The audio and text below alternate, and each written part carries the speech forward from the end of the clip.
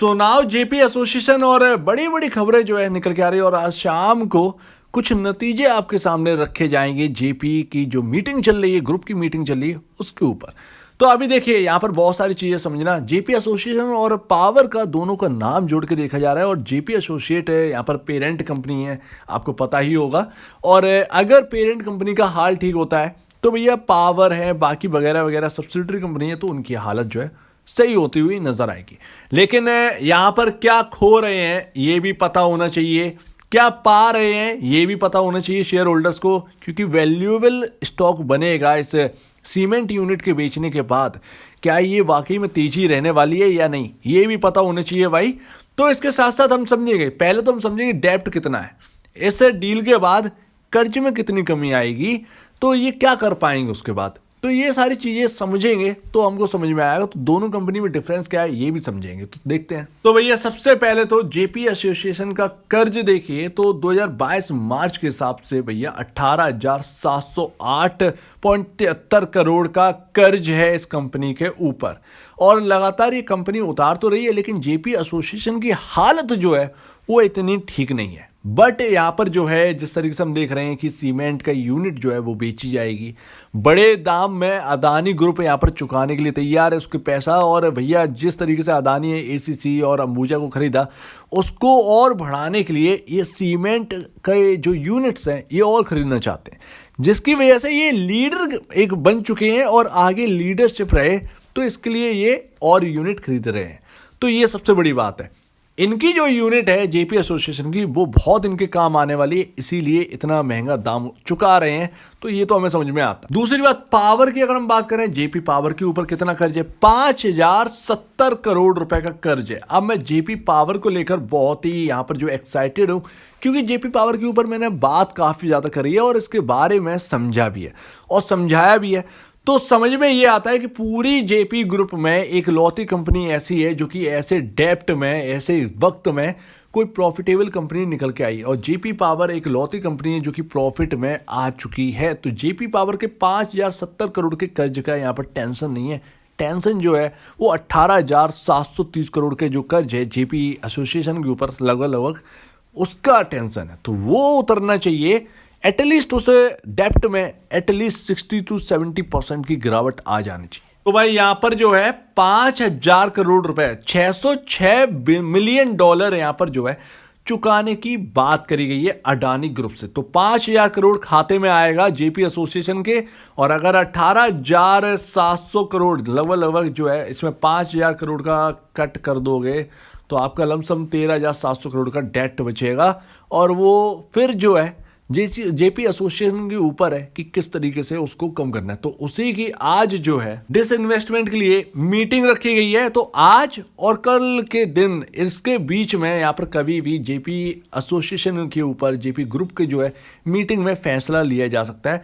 और ये जो सीमेंट की यूनिट बेच रहे हैं ये निगरे सीमेंट ग्राइंडिंग यूनिट को ये बेच रहे हैं और इसके ऊपर रिव्यू कर रहे हैं। लेकिन ध्यान रखिएगा ये बेचेंगे कि नहीं बेचेंगे इसके ऊपर ही ये मीटिंग हो रही। तो अगर नहीं बेचते हैं तो फिर यहाँ पर शेयर प्राइस में दबाव देखने को मिलता है।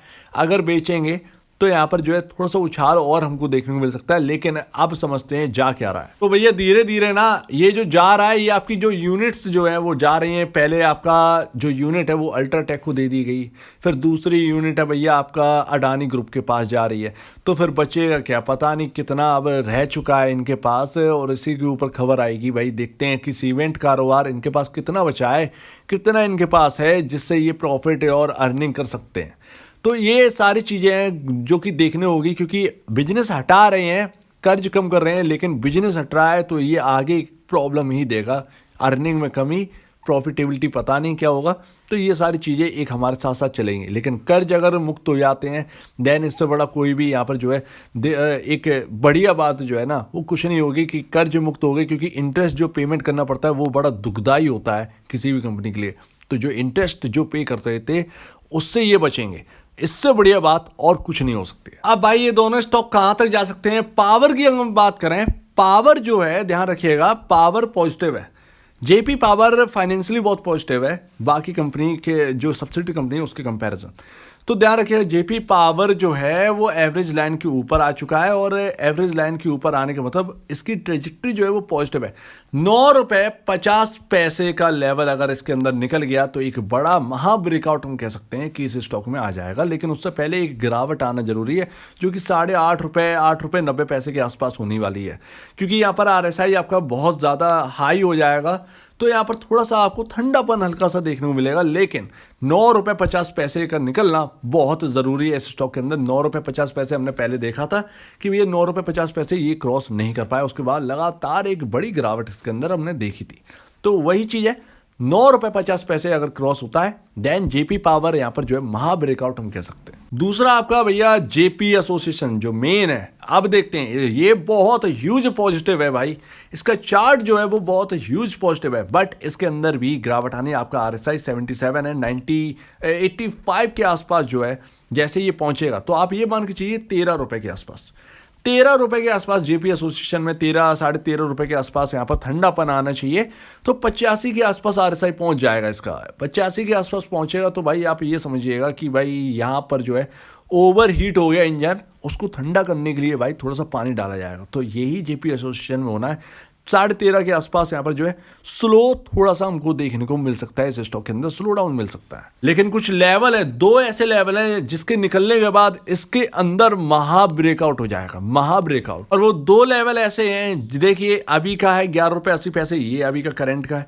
2 लेवल ये है, ये क्या है 13 रुपए 10 पैसे। जी हाँ, 13 रुपए 10 पैसे एक ऐसा इंपॉर्टेंट लेवल होने वाला है सबसे बड़ा। पहला तो आपका 12 रुपए 50 पैसे के आसपास पड़ेगा, दूसरा आपका 13 रुपए 10 पैसे के आसपास। तो 13 रुपए 10 पैसे के ऊपर अगर क्लोजिंग दे जाते हैं, लेकिन मुझे नहीं लगता कि वो टिकेगा, क्योंकि यहाँ पर आरएसआई आपका ओवर हीट हो जाए तो कहीं ना कहीं उसमें गिरावट आनी। 13 रुपए 50 पैसे या 13 रुपए 75 पैसे तक ये इंजन जो है ना वो ओवर हीट हो जाएगा, तो वो ठंडापन लाएगा। तो इसका मतलब ये नहीं है कि बस हो गया, ऐसा नहीं है। लेकिन 13 रुपए 10 पैसे के ऊपर निकलता है देन ये महा ब्रेकआउट होगा। 13 रुपए 10 पैसे के ऊपर क्लोजिंग देता है, भले ही यहाँ पर जो है आपका ठंडापन आ जाए, थोड़ा रुका रहे या थोड़ा सा शांत रहे, तो ये देखें उस वक्त रिव्यू करें। लेकिन फिलहाल तो यही है, 13 रुपए 50 पैसे 13 रुपए 75 पैसे तक जाने की संभावना है। और 13 रुपए 10 पैसे निकलेगा तो एक कहें 2022 का जो आपका जो हाई है वो निकलता हुआ नजर आएगा। लेकिन उसके साथ साथ जो आरएसआई हाई है वो भी देखना है, तो हम रिव्यू करेंगे जब ये जाएगा। कल के दिन भी पॉसिबिलिटी है कि ये चला जाए भाई। और आज मीटिंग में क्या आता है ये बहुत इंपॉर्टेंट रहने वाला है। मीटिंग में क्या आता है, ह्यूज पॉजिटिव आएगा देन ह्यूज पॉजिटिव इस स्टॉक के लिए। अगर नेगेटिव आता है तो ह्यूज नेगेटिव यहां पर जो है होने वाला है। सो लेट्स सी आज क्या आता है, उसके ऊपर बात करें, क्या कमेंट्री क्या कहते हैं इसके ऊपर जेपी ग्रुप के जो मैनेजमेंट है वो क्या बात करता है, इसको देखते हैं समझते हैं। तो अगर आपको इस वीडियो में कोई प्रॉब्लम है, कुछ पूछना है, कुछ बताना, कुछ कहना है तो प्लीज कमेंट सेक्शन में कहिए। और आप बीच में जाए वीडियो देखने के लिए बहुत धन्यवाद दोस्तों।